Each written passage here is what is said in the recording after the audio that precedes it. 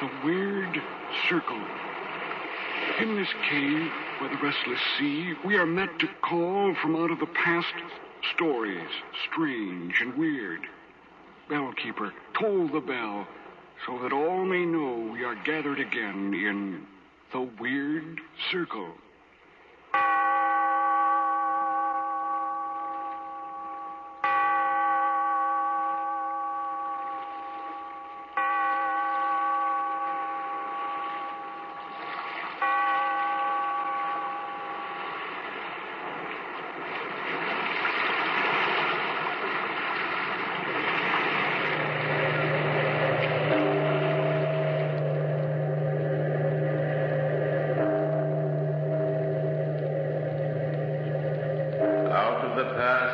Phantoms of a world gone by speak again the immortal tale, the burial of Roger Malvin.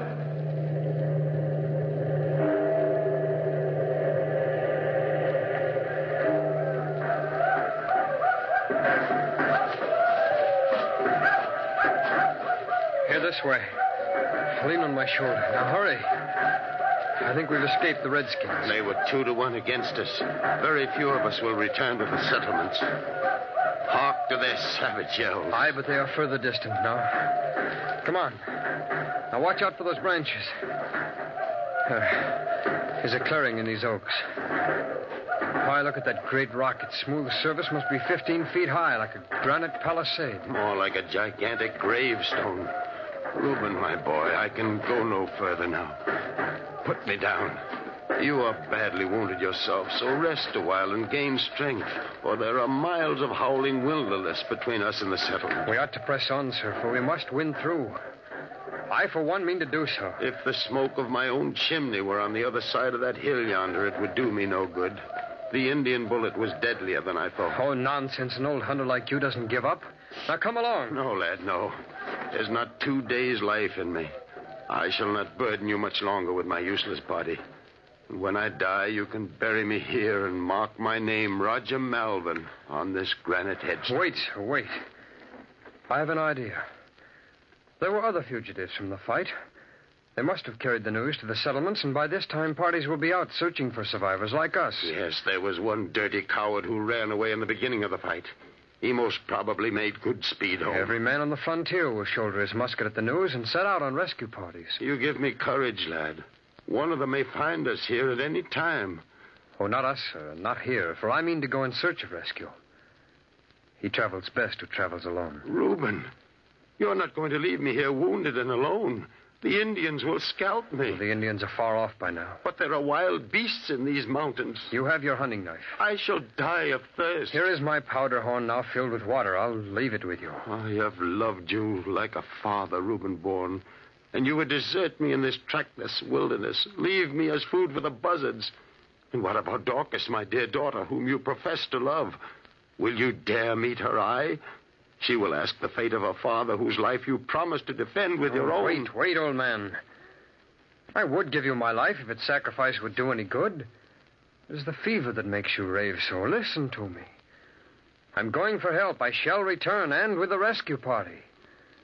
There's no hope for either of us if I stay here with you. And Dorcas would be desolate indeed if neither of us returned. Forgive me, boy. I was thinking only of myself. But you will come back. Of course, of course. See, here are roots and berries that I've gathered, and here is the water. Now I'll mark this place if I can just climb the rock and bend down this young oak. There is just such a sapling growing at my front door at home. Remember? Aye. Yes, they are alike. While you are gone, I shall pray to see my own home again. Well, it's done. I've bent it down. Now on the topmost branch, I'll bind my kerchief, and by my blood that stains it, I vow to do my best to save you. But, Reuben, you may not meet a rescue party until it is too late for me, and the Indians war on the dead as well as on the living, so swear to return. When you are strong again, return to this wild rock and lay my bones in a grave and say a prayer over them. Oh, I do. I most solemnly swear to return, and if it's too late, see that Roger Malvin has a proper Christian burial. It is enough. God speed you. Reuben. Aye? Reuben. What is it? Before you go, Raise me. Let me lean against the rock. My face will be turned towards home, and I shall see you a moment longer as you disappear in the forest. There. Now I swept together a bed of these dry leaves. Is that comfortable? Then farewell, sir, till we meet again. One last hand clasp, Reuben. Now go, and go quickly.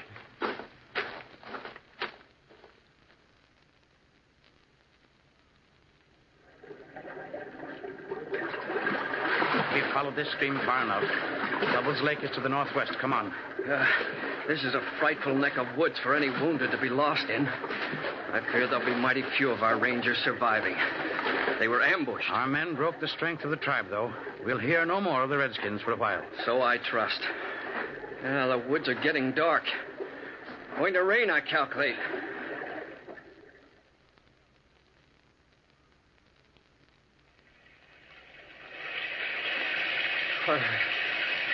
I'm so weak. I keep falling. I must get up. Get up. I'm lost. There's no sun, only this rain. It's so dark. I don't know which way to go. No food. I'll die here. I'll die, too, but I'm young and I want to live. Both of us will die alone in this awful solitude. Roger Malvin and I. The buzzards will pluck at our flesh. He said so. Ghastly features of death are grinning at me back of every tree. I said I'd go back to him. I can't go back. I won't go back. Anyway, he's dead by now. Aye, that's it. He's dead, and I buried him. I'll tell them that I buried him. Who's to know? But I won't go back. I won't go back.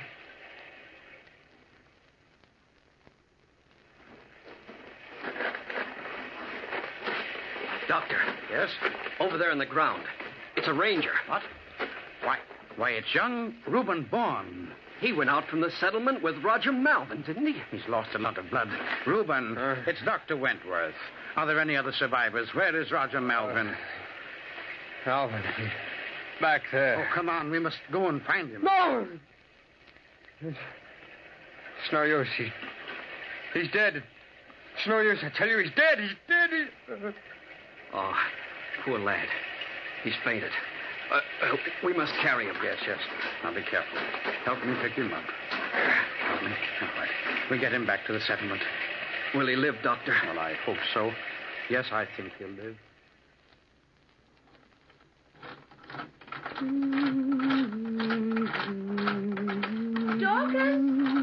Dorcas! Why, Ruth, good morning. I hear they've brought Reuben back here. Yes, last evening. Wasn't it wonderful? But he's very sick. It's a great task for you, Dorcas, to nurse him back to health. It's my privilege. Has he said anything about my Silas? Or about any of the other men? No, not even a word about my father. Oh, Dorcas, I'm so afraid. Don't worry. The search parties are still bringing in many of the wounded. But not my good man. Oh, why did we ever come to the frontier? I'm not fit to be a settlement wife. I can only think of Silas in captivity or in death. Now, Ruth, you mustn't talk so. When Reuben is better, he will have news. Is he still out of his head? Yes, he raved about wild beasts. He must mean the Indians. I suppose so. We're lost. Oh, Ruth, I must go to him. Can't I help? Reuben. What is it, Reuben? I'm here. Find the sapling. I'll get some well water to bathe his head. And drive off those buzzards. There are no buzzards, Reuben, dear. Foxes. Red foxes. I'm thirsty. I'll die of thirst. No, Reuben, you won't die of thirst. Here's some water. You're safe now with me. With Dorcas Malvin. Malvin. Scalp the dead. No. Reuben.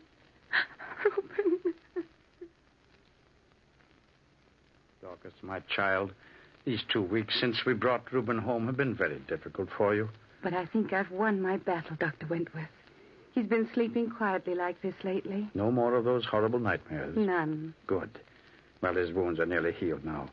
Your Reuben will get well. Oh, Doctor, I'm so thankful. Look, Dorcas, he's awake. Dorcas. Reuben. Oh, at last you know me. I can see it in your eyes. Oh, Reuben. Where am I? You're at the farm, and Dr. Wentworth and I are taking care of you. How long is it since the fight at Lovel's Pond? And the fight was early in May, my boy. And it's now the 20th. My father, Reuben. What of my father? Roger Malvin was badly wounded, Dorcas. He told me not to burden myself with him, but naturally I would not leave him. I helped him all I could, and for 3 days we struggled homeward together. Oh, Reuben. You gave him your strength, and you were wounded and bleeding yourself. And at sunrise the 4th day, I saw that his life was fast ebbing away. He died. I marked the place where I buried him. With your poor, weak hands, you dug a grave for my father. I did what I could. There is a noble tombstone above his head. Oh, I would to heaven I slept as soundly as he. Well, there's no need to thank me, Reuben, lad, for letting you visit me these few weeks. Your health is much better now. But now, let's not dwell on these past tragedies, Reuben. You have your own life to live, and a mighty life it'll be when you're married to our sweet Dorcas. And you approve of her choice? With all my heart. And I know that this marriage was the great wish of my old friend, Roger Malvin. I'm not sure of that. What have I to offer, Dorcas, except my love? Your stout heart and strong shoulders will be badly needed on the farm. Roger's properties are about the largest and most prosperous in the colony. You two can work out a marvelous future. There he is, Ruth, sitting out in the sun with Dr. Wentworth, my husband-to-be. Oh, he's so handsome, and he looks so well. He is well. Aren't you, Reuben, dear? Oh, Dorcas, my sweet. Oh, come and join us, girls. Hello, Mistress Ruth and Dorcas. You're a picture to the eye. Oh, Doctor. We were just saying how healthy you look, Reuben. Well, how can I help it? How can I help but be well after the wonderful nursing that Dorcas gave me? But you've been through so much, wounded and exhausted. Why, you dug a grave Ruth, and please. No more of that. Why, everyone says it was so good of you to risk your own life to save Mr. Malvin from dying alone and unburied. Will you stop? Oh, Oh, Reuben. Now, easy, young fellow. Oh, I know that these memories distress you, but take it easy. Come, Mistress Ruth. I think that you and I can leave this future bride and groom alone, eh? oh, yes, Doctor. He certainly is modest about his bravery. Ruth didn't mean to annoy you, Reuben. Dear one, I'm sorry I grew angry, but I hate to talk of your father. I don't quite understand why, Reuben, but I shall try to remember. Let me see you smile. That's it. Are you excited about the wedding? Oh, it's so wonderful.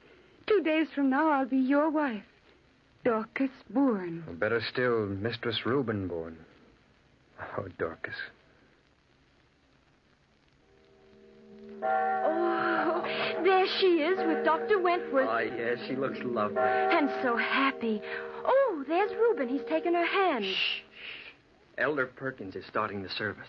Reuben Bourne, do you take this woman, Dorcas Malvin, to be your wedded wife? I do.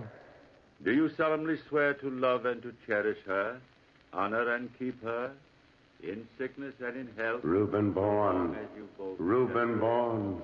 Do you solemnly swear? Solemnly swear. Who spoke? Reuben, what is it? What's happened? He's white as death. I'm waiting, my son. Do you swear? Reuben Bourne, you made me a sacred promise. Can you keep this vow? Reuben, please answer. I do. I do solemnly swear.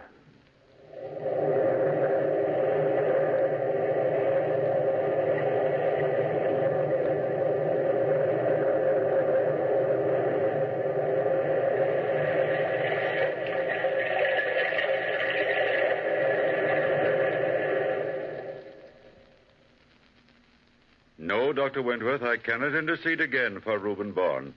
My conscience will not allow it. For in all these years, he has broken every law of the Governor's Council. Yes, I know that every man's hand is against him, Elder. What possesses him to behave as he does? Some evil spirit. Ever since the day I married him to Dorcas Malvin, he has been as a man possessed. Oh, no, Elder Perkins. Reuben is not possessed. He was badly wounded. That was 18 years ago, Ruth Whitman. I think Ruth is right, Elder. He's still a sick man. His soul is sick. He has squandered his heritage, neglected his land. I'll admit that his farm is hopelessly run down. It yields less and less every year. And now this dreadful fine, 200 pounds. It will ruin them. They'll lose the farm. He should have thought of that when he refused to give his trees for the masting of the king's ships. Reuben Bourne has brought this just punishment upon himself. There's nothing I can do. In pity's name, Elder, what of Dorcas and that fine boy of theirs? Cyrus Bourne is 17 now, with all his life before him. He should be given another chance. I'm sorry, Doctor. I cannot intercede another time for Reuben Bourne. You understand, I'm sure. I bid you both good day. Good day, Elder. Good day, Elder. Oh, Dr. Wentworth, I can't bear to have Dorcas know. It'll break her heart. And I don't relish the task of telling young Cyrus. He's in there in my library, waiting to hear the news. I shall have to call him. No need, sir. I couldn't help overhearing. Well, I guess old Stony Heart is within his rights. Father is a bit high-handed in his dealings. You were a good lad, Cyrus, to take it with a smile. You know, you remind me of your father when he was your age. My father? Smiling? Yes, he was always happy and cheerful until he came back from that expedition against the Indians. I think Cyrus is more like Roger Malvin. That's what Mother says, Mistress Whitman. She loves to talk about Grandfather. Ever since I was a baby, she's told me the story of his death and how brave Father was to stay with him and bury him and all that. We call it our secret because we never dare speak of it to Father. He never mentions your grandfather, does he, Cyrus? No, sir. And if anyone else does, he flies into a rage and shuts himself in his room. Battling with some demon of his imagination. I never understood it. It's very frightening sometimes, sir. I remember so well one day when I was 6 or 7 years old. What happened, Cyrus? I was playing on the rocks near the porch of our house. Mother was churning. I remember having fallen, cutting my arm pretty badly. Cyrus, darling, come here to Mother. Oh, why, that is a pretty big cut. Here, let me tie it up with Mother's kerchief. Now, there. That will stop the bleeding. You're a brave boy not to cry. My father didn't cry when he fought the Indians. No, little son, he didn't. See, Mother? I got blood all on me just like he had. I'm going to pretend I'm big and brave like Father was. Yes, dear. And can I dig a great big grave? Oh, Cyrus, I don't think you... Right by this little sapling? Well, if you do not hurt it, it was your grandfather's favorite tree. And I'll find a stone, a great big stone. Funny boy. What a strange game for him to play. Dorcas? Dorcas, where are you? Here in front of the house, dear, watching Cyrus. Oh, Reuben, did you sell the grain? The fools fined me 50 pine tree shillings for overcharging. Oh, Reuben, dear, you overcharged them again. I begged you not to. Father! Father, see? My hand's got all blood on, just like yours did. What, Cyrus? What's that? What are you doing? Digging Grandfather's grave. Oh, by heaven. Under the sapling, see? Come see, Father, come see. My own son taunting me. Where's my axe? Don't hurt the boy, Reuben. Cyrus, come here. Out of my way, boy. This sapling will stand no longer. Reuben, no. Oh, beautiful young oak tree. Reuben, stop. Father's tree. Blast your father's tree. This will be an end to it. Yes, Reuben Bourne. You destroy this sapling.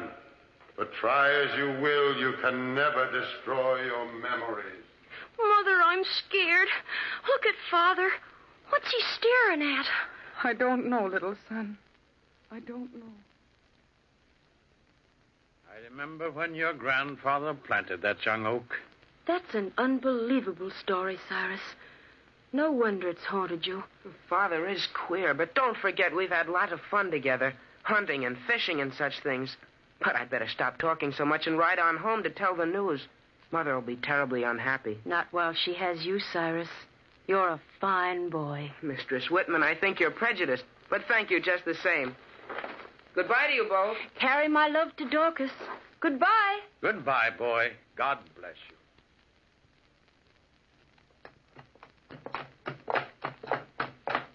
Whoa, Brownie. Whoa. Here we are, boy.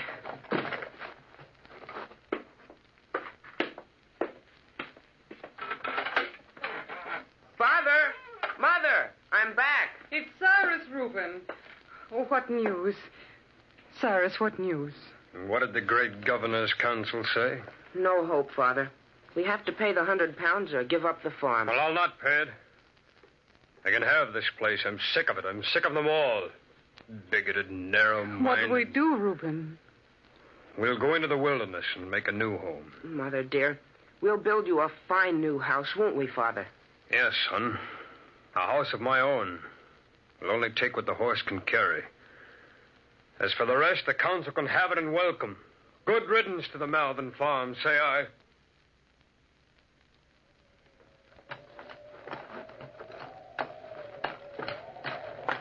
Father, for the last 2 days, we've not been following the Blaze Trail. I know where we're going, Cyrus. Yes, sir, but I mean the new grants lie due west. I know they do. I can show you the trail. You're a good woodsman, son, but I shall show you the way. I know where we're going. But we're heading too far. Enough! Do you object? No. Our journey will be longer and more exciting this way. Look, Reuben, wouldn't this be a good place to make camp? By this stream. And see, that fallen log can be our dining table. I think you're right, Dorcas. And there's plenty of dry wood for our fire. Well, I'll gather the wood. You two had better hunt some game for our supper. I'll bring you some partridge and wild turkey and maybe a deer. My brave young hunter. But don't go too far from camp. Coming, Father? Aye, son. Reuben, wait just a minute. Aye, what is it? I wonder if you remember that this is the 12th of May. And what if it is? You don't remember. 18 years ago on this day, and somewhere in this very forest, you buried my father. Well, this is too much. I don't mean to vex you, Reuben. But this wilderness brings back memories that for some reason you will never talk about. Dorcas, for the last time, will you please stop talking of your father and of his death? Yes, of course, Reuben. But I did so hope you remembered. Come back as soon as you can, and good hunting, Reuben.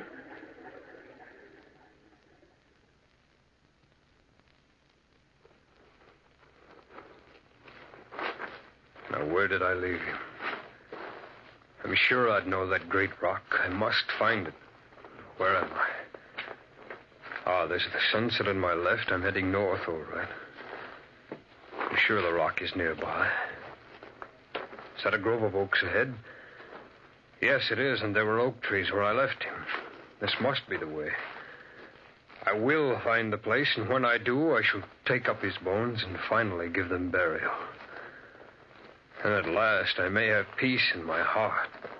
Wait, the sunlight shining on a mass of granite rising above the trees. It's the rock. Yes, it is. I found the rock. Yes, Reuben Bourne, you found the rock. All these long years, my bones have lain on the cold, hard ground. They're only covering the rotting leaves. And now you've dared to come back. Yes, Roger Malvin, I've dared to come back to right the wrong I did you and find rest for my tortured soul. You are too late, Reuben Bourne. There can be no happiness. It's never too late to make amends. You are too late, Reuben Bourne. There can be no happiness. But I've come back, Roger. I promised to come back. Too late. Too late. Reuben Bourne is too late. Silence! Silence, old man. The whole forest will hear. You are too late. Too late. Silence, I say. Silence, I'll stand no more. Ow! Why, that was a human cry. Oh, what have I done? Oh, what have I done? Oh, great heaven. Reuben! Reuben! I heard a cry. Where are you, Reuben? Reuben! Reuben, what's happened? Speak to me, Reuben. Speak to me. What are you staring at? Look. Sorry.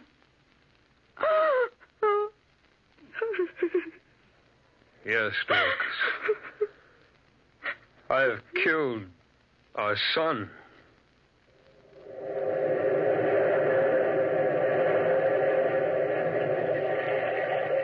From the time-worn pages of the past, we have brought you the immortal tale, The Burial of Roger Malvin. Bellkeeper, toll the bell.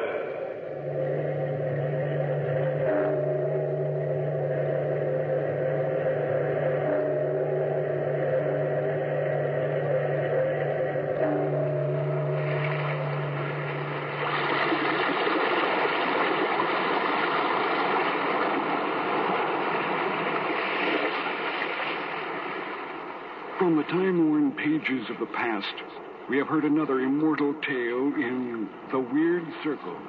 Bellkeeper, toll the bell.